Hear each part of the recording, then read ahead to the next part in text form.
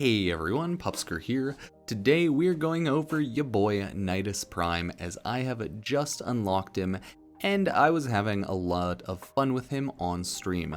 Nidus is essentially an invincible infested Warframe if built correctly. He's great at just honestly never dying, he only has health, no shield.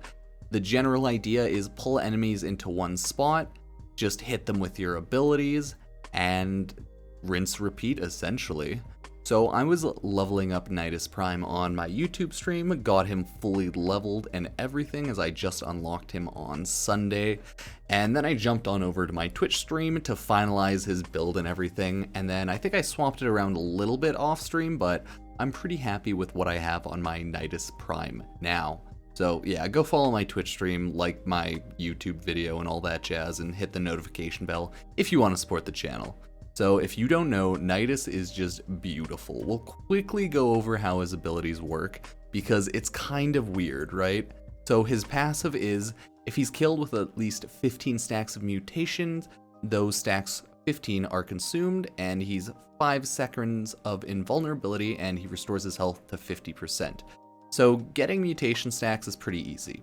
So for Virulence, rupture the ground with a damaging fungal growth that steals energy from each enemy it strikes. For every 5 enemies hit, the infestation mutates, multiplying its destructive force. So you have to hit 5 enemies with this ability to gain a mutation stack, right? Simple. That's the damage, length is high, energy refund / hit.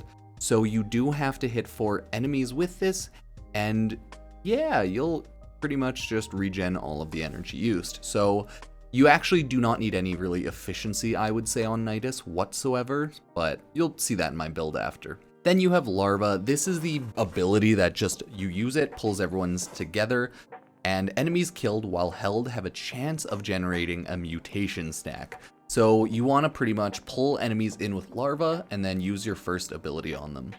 Your third ability, Parasitic Link, bind to a target with Parasitic Link. When cast on an ally, both the host and Nidus have their ability strength increased. Linked enemies take some of the damage inflicted on Nidus. So essentially, you want to quickly throw these on, well, an ally if you want to increase their strength, or an enemy if you want to increase your own tankiness. I always throw this on an enemy, because I believe if you throw this on an enemy, you gain 1 extra sort of stack kind of off Virulence, but I don't know how true that is. It's hard to notice when so many numbers are just stacking up. But as you can see, massive damage reduction, decent enough range, good enough damage increase like overall, and the duration on it's high, ally range is high, but this doesn't cost energy, this costs 1 mutation stack. Overall, very cheap, which is again why you don't need any efficiency. And then your last ability, Ravenous. Gluttonous maggots swarm nearby enemies, feasting until they are hit with virulence and burst with infestation. The maggots benefit from mutation, and each enemy hit adds to the mutation stack. So this is how your entirety of your kit works together on Nidus. It all works together to get you mutation stacks, making you invincible. That's right. So this costs 0 energy, instead 3 mutation stacks. I have pretty high radius, so as you can see, explosion radius up, maggot rupture damage up. Radius by default is 8 meters, and you can't really increase that. Yeah, I know, right? It would be a little stupidly OP, I think, if you could, but oh well. But it does give you regen on your health, which, you know, increases your tankiness. So all in all, he is a tank damage amazing Warframe. Nidus is great. These are my abilities. Rifle amp, just to have an amp on there, and rifle damage for now. But as I said, I like my all-around build for my Nidus. So I have my Umbral Vitality to give him just more health. He doesn't technically need health, but it's nice having it so you don't micromanage your like stacks as much. He has so much base armor that I wouldn't even bother at all getting the Umbral armor mod, but I do have Umbral Intensify for more strength on there. I have overextended because I really like having high range for Larva. I have enough duration because I like increased duration for these abilities. If anything, take off duration on the build. Let's be real here. The duration is pretty nice. I just like it because, you know, I like having more duration, but if you want to have a more min-maxy type build, take off the added duration, add strength, things like that. Because as you can see, I have Transient Fortitude for more damage, more strength, all as well, more heals, right? All the good stuff. I have Stretch and Augur Secrets for more range and more damage. So the Augur set itself, I don't really care about. If I had different mods, I'd swap them around. I don't have all of the Corrupted mods because I still don't care to farm them.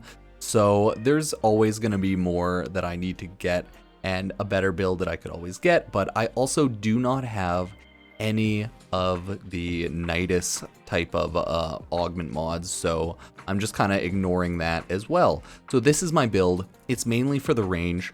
The idea is pull them all in with larva into your like Ravenous area, have a parasitic link either on an enemy or an ally so you get better stacking, and then just hit them with virulence until you're all maxed up on stacks. And then just kill everyone, right? Like, you're Nidus, you won't die, you're damn near invincible. Taking this into Steel Path will never have any issues, so it's just great. Like, all of the footage I was getting on stream was me just running Steel Path because I needed to run it with just general Nidus and other frames because I need mastery rank. So I tried to run Steel Path at the end, and honestly, it was having no issues. Yeah, I would die once in a while based off my like passive popping, but I wouldn't ever die. As long as you pay attention, you make sure to max out a lot of your stacks early on into the mission, your Nidus Prime should really have no issues.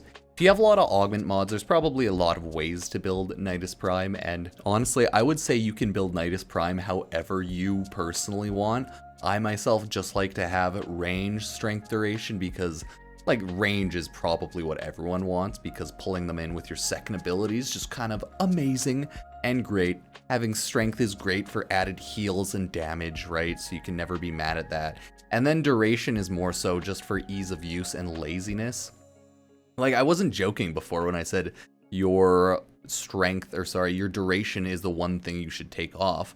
When I end up getting some Nidus augment mods, I'll probably take off Augur Message for an augment mod and maybe even the strength one. I still have to get more mods though, so Nidus Prime isn't perfect. All in all, he is a good frame though. Damn near invincible. The rotation on his abilities is pretty satisfying. Like, early on, with Nidus, you just spam the ever-loving shit out of his first ability, especially on Steel Path, just to gain a ton of mutation stacks. By the end of it, your damage on that ability is so high because you cap out, if you didn't know, at 100 mutation stacks on Nidus. So pretty much just get up to 100 stacks, destroy everything, and then that is such an astronomically high amount of extra lives at 100 stacks. I think it's 7 or 6 extra full lives that you can technically take if you're at 100 stacks, because each time you die, you lose 15 stacks and you gain 5 seconds of invulnerability and 50% HP, right? But that's the thing, during that time, you can still gain more mutation stacks, so even while you're getting nuked, you're getting beat up, things are happening, you can definitely still build up your Nidus Prime and just destroy everyone. Like, there is a reason why Infested Nidus Prime was such a hype Warframe. I seriously think he was the hypest Prime in a while. Him and Gara Prime, in my mind, seemed just so hype. So people love Nidus Prime for a reason, okay? I myself, as you can see here, have a skin on him. I have my beautiful, beautiful skin, my Nidus Frike helmet and skin. I believe someone gifted this to me a while ago, and then, yeah, look at this. God, look at the fashion. I would say this currently is peak fashion frame. Like, the pink, red, infested, like, brain matter. Oh my god, it looks so good. So, yeah, let me know if you like my fashion. So that's the end of this video. That's how I like my build, at least on Nidus Prime right now. Let me know how you like your builds, because honestly, you could build him however you want, and it should work well. This is just, in my opinion, builds are always up to you, so just do whatever the fuck you want, right? It's Warframe. This is a PvE game. Build for smiles and happiness, not sads and depressions. So thank you all for watching. Feel free to check out any of my social media in the description below. You can follow my Twitch, like the video, and just do anything. And if you want to do that, thank you. Yeah, exactly. See? Yep, I barely even know what I'm saying. So, thank you all, and I'll see you next time. Peace.